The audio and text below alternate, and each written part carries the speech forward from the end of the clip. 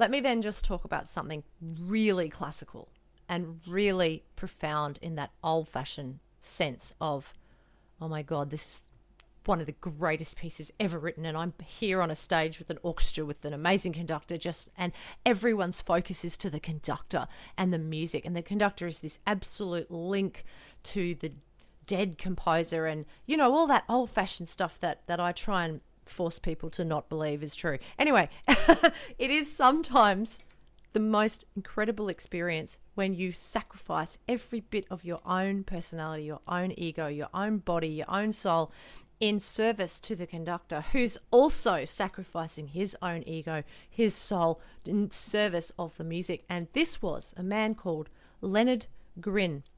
Leonard Grin was the greatest conductor I've ever worked with.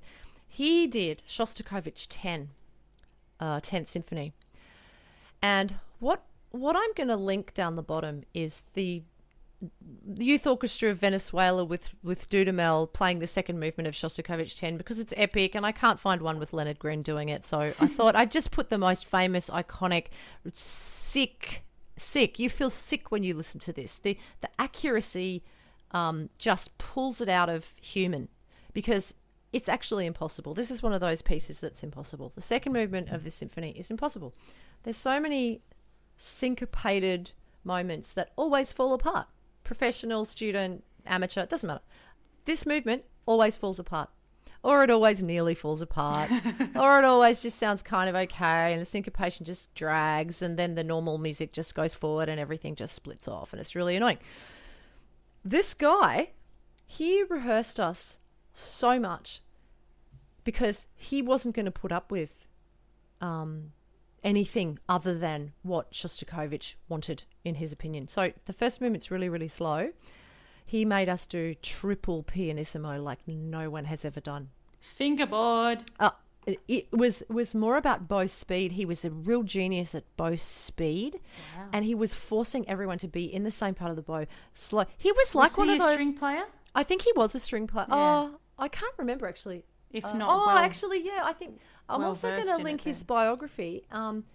He won a composer competition when he was 11. He's a pianist. He's a pianist. Well, if he knows the details of that, But it doesn't take a genius to understand that bow speed creates different. Takes a good conductor. Yeah, to care actually about all of those Yes. details. Look, he was just an absolute legend. He put up with nothing. If there was one little lazy person up the back of the seconds not doing what he wanted, he would say. So he was one of these scary old school conductors who would single you out, but because he was doing it for the music, he wasn't doing it to hurt people or to control people. He was so doing it for the music. So everyone really responded to it. No one protested against him, which is often what happens when you get a conductor coming in and insisting on all of this stuff. Professional orchestras, there's like a time limit for conductors doing that. They keep asking for something, and there's this crossroads that an orchestra and a conductor come to. So a conductor will ask for something, the same thing 3 times, and then it's like a battle of wills. So they can ask for it once more, but if it starts to get worse, that's the orchestra saying, no, It can't be down. it's not, we're not doing it for you. But I've he been in didn't that have that. situation. Yeah, so have we all, And then that's the moment where you see the conductor either try and wrestle the power back, which doesn't work, or just let go and let the orchestra deal with it. But he was so far outside of the realm of the ego that everyone, the standard, the level of that orchestra, this was with Hong Kong Philharmonic, did I say? Anyway. I was going to ask. Sorry, what this was orchestra with was it? And- Hong Kong Philharmonic Orchestra and that was 2001 or something. Okay, and you were playing in there. And I was in the second violins, and I don't... Were you up the back of the second? No, I had a permanent second desk position in the second violins. So anyway, I know I'm speaking too much about this, but it sounds like he was just very technical. But what ended up happening was, because he focused so much on the technical aspects of achieving the absolute extremes of the music, he was able to instantly pull out the true meaning of this music, the panic, the fear, the running, the desolation, all of those things that we associate with Shostakovich, that if you only do it 70, 80%, yeah, it's great. It's like, it's entertaining, it's exciting, but he pulled it into that realm of pure emotion, pure fear, pure panic. And because of that, the performance, actually the moment that I want to mention did not happen in the performance. The second movement did fall apart a tiny, like a microscopic amount. I wasn't satisfied with the performances, but in the dress rehearsal, that's when the second movement worked. That's when everyone released their bodies, minds and souls to the service of this music. And in the Dudamel YouTube clip, you will see what this piece is like when it doesn't fall apart, and it's insane. I have finished with this one. Shostakovich 10, I have second to admit, movement. Right, I love Shostakovich. I think he's one of those ones that just, like, I'm shaking my head because you just know, when you just mention Shosta, you just know the type of music you're going to get into, right? And actually, my performance I'm about to mention is Shosta's music as well. Oh. But Symphony 10, I've listened to it. I've just never... Sometimes pieces will instantly hit me and I go, oh my gosh, amazing, awesome, listen to it again. Sometimes it takes a long time for me to just sit there and take in every note. And it still hasn't hit me yet. Oh, look, 10 as a whole is not my favourite Shostakovich symphony. So I totally understand that. But the second movement, if you nail that, it's like nailing the second movement of the 8th string quartet. Speaking of the 8th string quartet, yes, that is on my list of my next one. Fantastic. Go then. Great segue. So we've spoken about like professional orchestras where you don't have the time when you pull it together, and you know you can have maybe those few magical moments given that it's your job and you can do all the technical stuff. Yeah. And then we sort of mentioned student orchestras, how we really are, it's the learning and it's the in-between between community and professional. Yeah. Things like that. Well, I have this friend from uni, and I love this so much. He sort of messaged everybody and he said, hey guys, I really want to try my hand at conducting. And so I want to put together a group of people and play some music and put on a concert. Okay. We weren't getting paid for this, and it was purely for fun. And you know, we've spoken about musicians deserve to be paid properly and things like that. But this was one of those moments where it was like, yeah, I'll get together a couple, rehearsals and put on a concert for fun, right? And it was for him for conducting. And the repertoire was Gershwin's Lullaby, Holst St. Paul Suite, and Shosta 8, but the chamber arrangement. And he asked me to lead the seconds. And I haven't led in a long time, so I was like, sure, why not? This is all for fun, whatever. And for the entire repertoire, but the Shosta, right? I'd never played. I know it well. It's that quartet every string player should know. And I'd never played it before, but I immersed myself into every note. I did so much listening to it so that I knew what was happening in all the parts. You had a few lessons on it, if I recall. Yeah, I did. That was fun. Thanks for that. That's a long time ago now. It was a long time ago. But it was, that magical moment was just that whole thing of, it was everybody from uni. We don't have the time. We've got our recitals. We've got symphony orchestra. We've got our other chamber. We've got actual subjects to open a book and, study, which is a thing people do. And then it was just, during this sort of small break time of the semester, do you guys want to catch up, rehearse, and put this concert on? And the people that showed up was just sort of like, that was really fun that everybody, we're on the same level of let's just do this. And I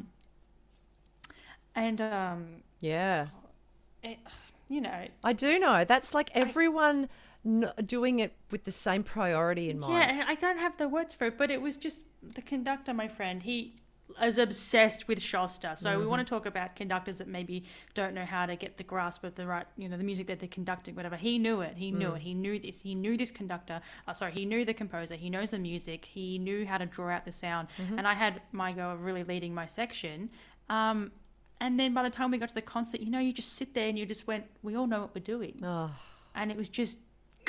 Yeah, it was fun. But for me, the magic moment was that we were all just like, yeah, let's catch up and do this. Yeah. And I am a real advocate for musicians should be paid properly. This is exposure as payment rubbish.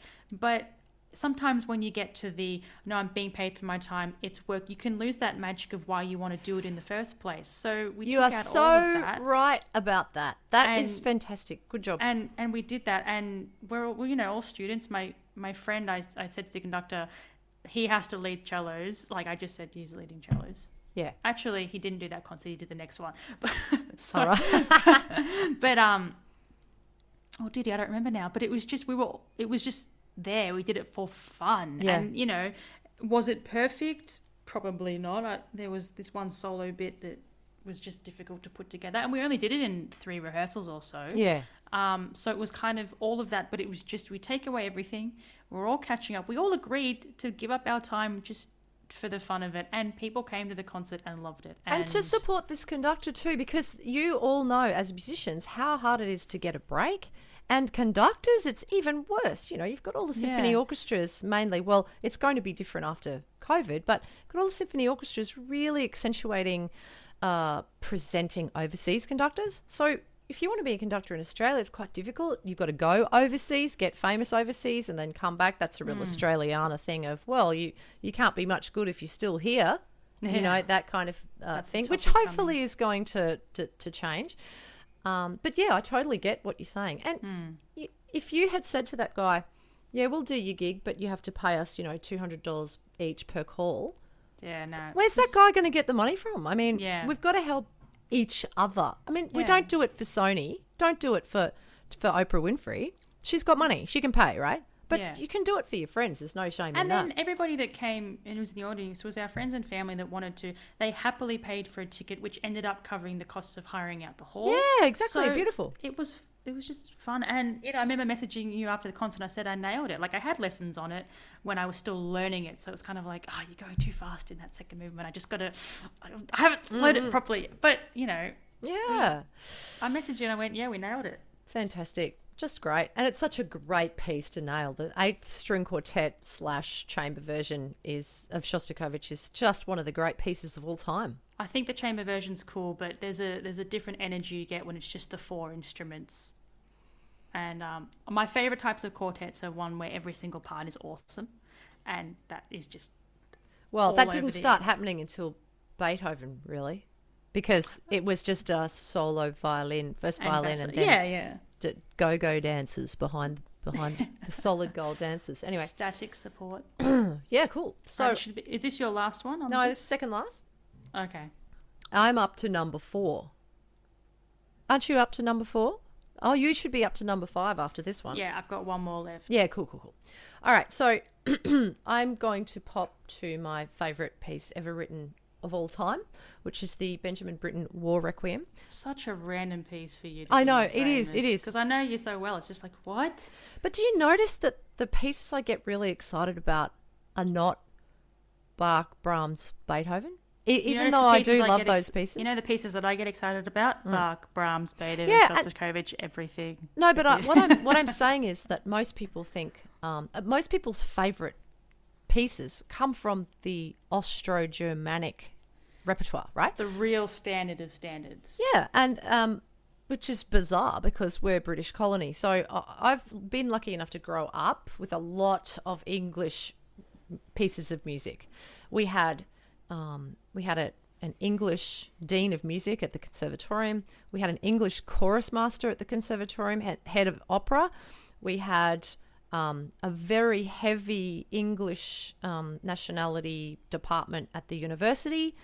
So it makes sense that in Brisbane it was a heavy leaning towards English repertoire. And because of that, I got to play really, really bizarre music compared to the Germanic tradition by the time I was 14. So in 1988, actually, maybe I was 16. I always get this wrong. Anyway, I was a teenager, and Queensland Youth Orchestra did a performance of the War Requiem by Benjamin Britten. Benjamin Britten's an early 20th century English composer. He used a lot of modes, which the Germans didn't do. So English music tends to be very modal. So it has a different tonality vibe about it. You know, chords don't lead you to the normal places. So often when I go to work and I get excited that the War Requiem is coming up, people are just like, what? why do you like that piece? It's more than just liking it. It's so moving. It's so insane. Anyway, it's all about, he was a anti-war person, obviously, Benjamin Britten. And without talking too much about the piece, because anyone can look it up on Wikipedia, go for it. I got a violin painted, as a lot of you know, and the artist Reverse Butcher, when I commissioned her to paint it, she said, "What's your favourite piece?" And I said, "The War Requiem by Benjamin Britten." And she just went, "What?" Because she's a musician, but she grew up playing with punk bands and that sort of thing. She said she played the euphonium in primary school or something like that. Oh my God, I know her. I didn't see that one coming. I'm sorry. Yeah. I'm not going to laugh. I'm not laughing. Anyway, to cut a hugely long, potentially long story short, she said, "What's your favourite piece?" I said, "War Requiem by Benjamin Britten." She listened to it for 2 weeks straight without stopping. It blew her mind, and she painted this Spur semi-acoustic violin that I had. And it's unbelievable. Now, because there's text in the War Requiem, it's got the Latin text, and it's got this poetry by Wilfred Owen, who was a First World War I poet. He was in the trenches, and he died really young in the trenches, but he wrote all this incredible anti-war poetry. And so Britten weaves all of this in to the piece of music. So, it's just 100% profound, awesome, part of our history. It should be taught in primary school, So anyway, what's going to go down in the description is a link to the iBook that's Reverse Butcher and I made, because within that iBook are the links to the 1988 performance that Queensland Youth Orchestra did. And so there's about eight or nine audio links. You can look at it on YouTube, whatever, but this particular piece is deep inside of this iBook, and the iBook is beautiful pictures of the drawings that Reverse Butcher did. It's all the poetry that's involved, and it's just this visual, beautiful multimedia experience. Then you get to see the violin and all that. So it is a little bit of a shameless plug, but the iBook came out of this profound, deep, intense relationship I have with the War Requiem by Benjamin Britten. So that's my number 4.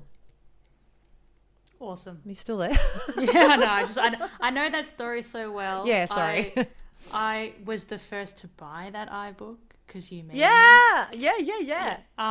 No, it's just I've heard it before, but it's such a great story, and I have an obsessive personality, and I have those pieces, and one of them is, people will roll their eyes, but I have never told that story of why I'm obsessed with the Mendelssohn Violin Concerto, and it's just one of those ones where some pieces, they just get embedded into you. So I totally understand how that can be a real magical pice for you, and the history. I totally understand. I don't have that connection to the War Requiem, although I always think I just love all music, right? But I know what it's like when you just have a piece that just sticks to you forever. Yeah. Yep. And mine is Mendelssohn for so many, many, many reasons. Yeah. Yep. But yeah. Perfect. Okay, what's your number 5? We're on the home stretch. All right. Well, this one, I love this story.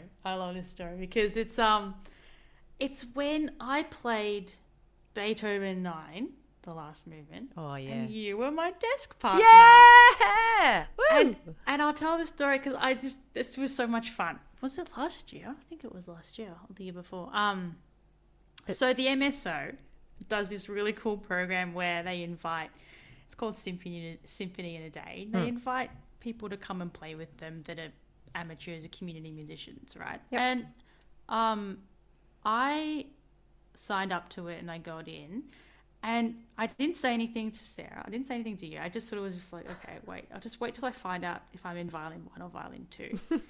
And then I found out I got into violin 1. And I said, okay, this is it's a totally fun concert. It's just meant to be, let's just put it together in a day, have fun. It's not taking it seriously like uni or a professional event. Yeah.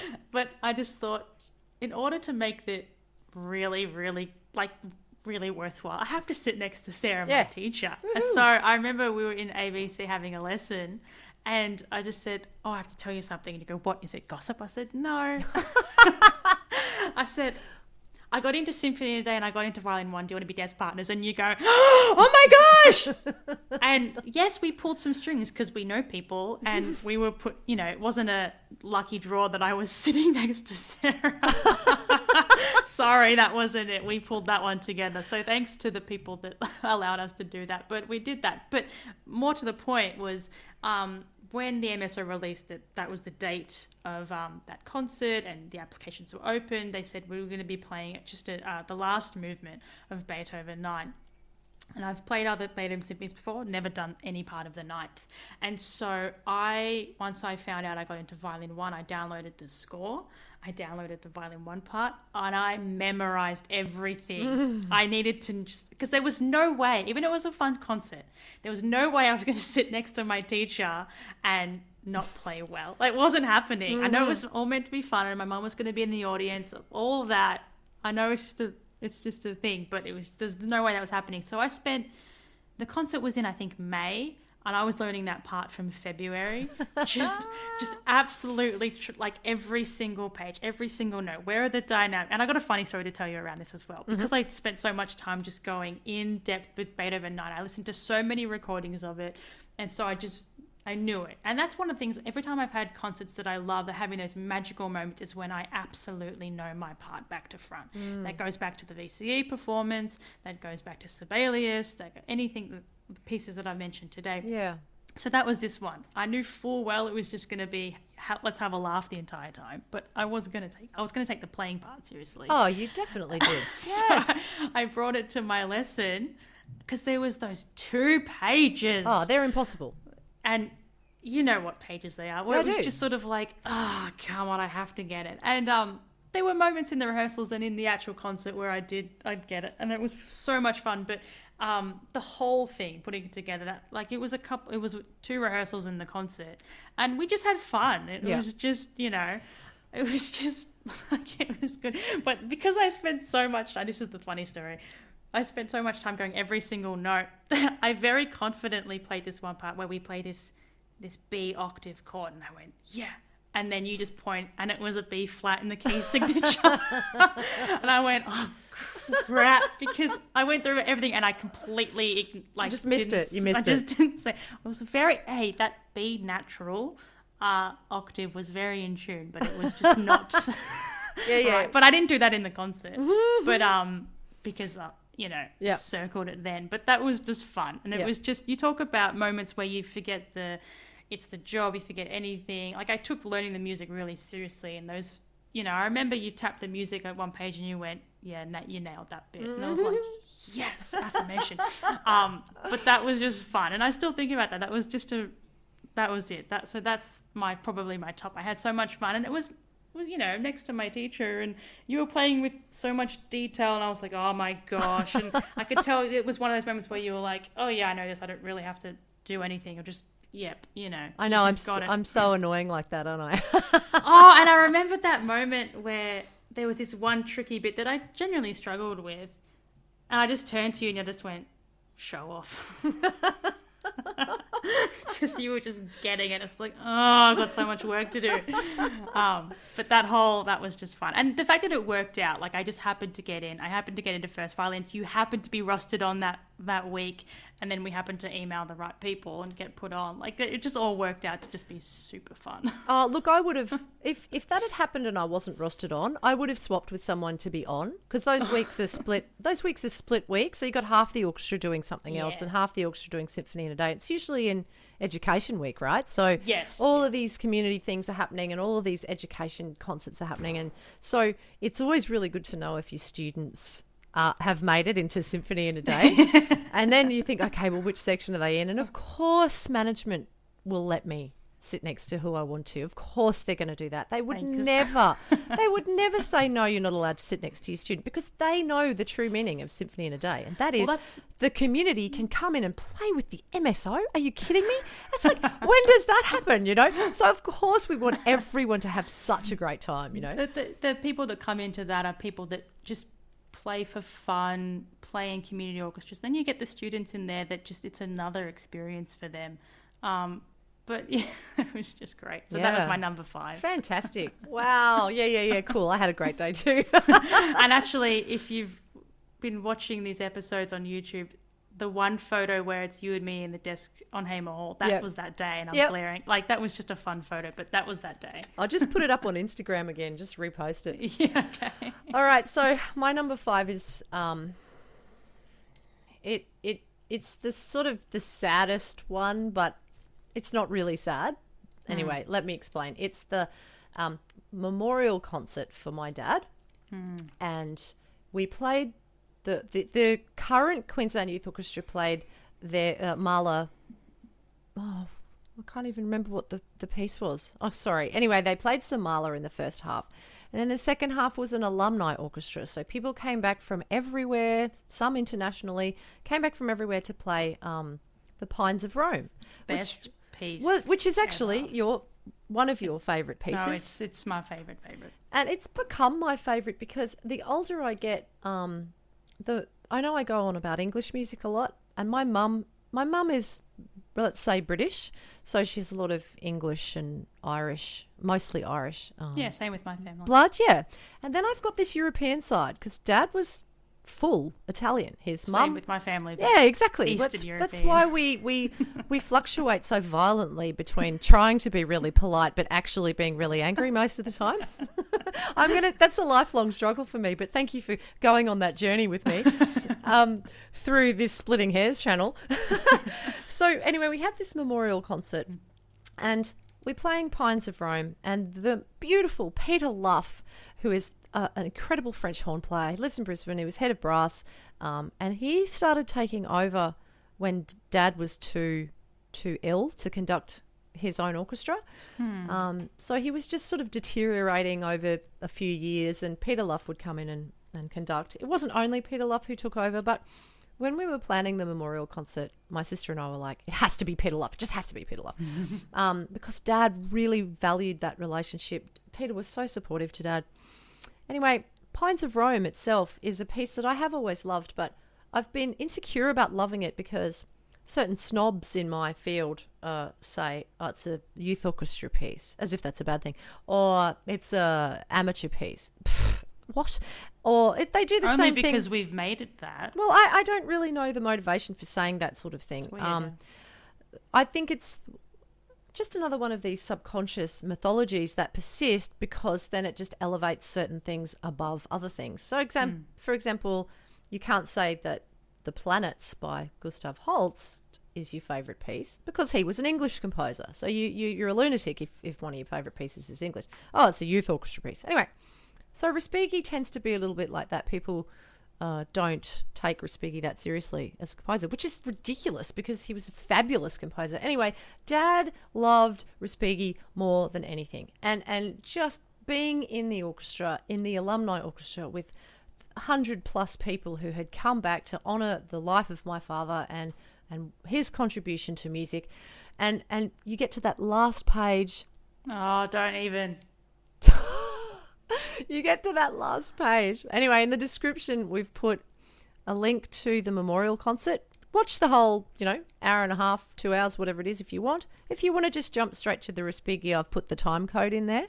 So the final page, the march, is just, I thought to myself, in all of the rehearsals and all of the moments in the concert, how am I going to not cry?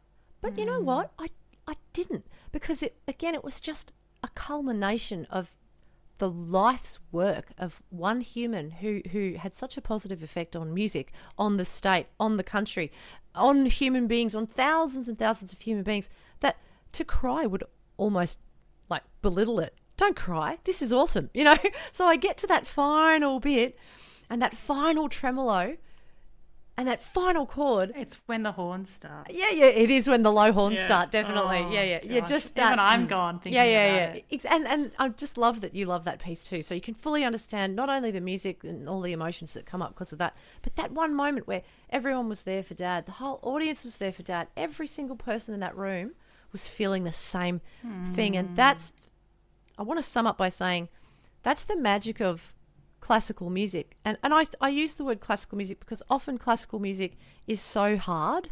it takes almost, a lifetime to master it, and sometimes you don't master it in a lifetime. There's so many people involved. There's so much organization. There's so much effort that goes into classical music.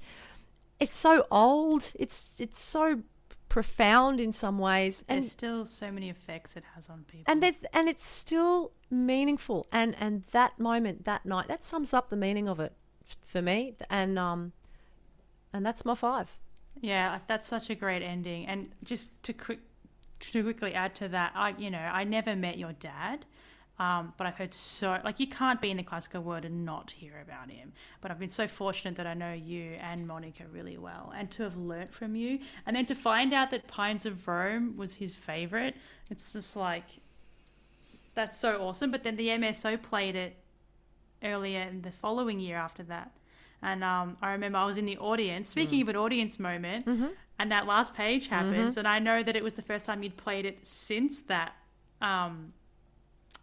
memorial concert. Yeah. And it was just you just know that last page, the horns, and it's just, it's just, Highly recommend the piece. Highly recommend all the pieces we've talked about. Highly recommend just putting on, 3MBS or ABC radio on the classical station every now and again. I don't do it enough. I don't listen to classical music much. And just after doing this episode, I really feel, maybe I should start listening to... All right, I'm starting a new segment, which is whenever we finish an episode, I'm going to recommend a piece for people to listen to. And it may be some stock standards that everyone goes, okay, yeah, whatever. But it might be some amazingly weird, something different that you've never heard of before. So that's a really good idea. So this week is listen to something that we've recommended today out of the pieces that we've spoken about. Yeah, definitely. I think Pines of Rome. Just go straight to the last. Just go straight to the time code provided in the description below. Awesome. Thanks, Annabel. That was the best. That was so good. Okay.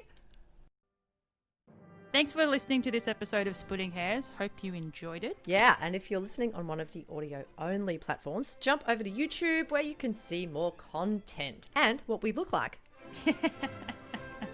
I'm the young one. Like, share, and subscribe. And we have all the social medias like normal people. So go and follow us there as well. Awesome. Okay, bye. Sup, bye.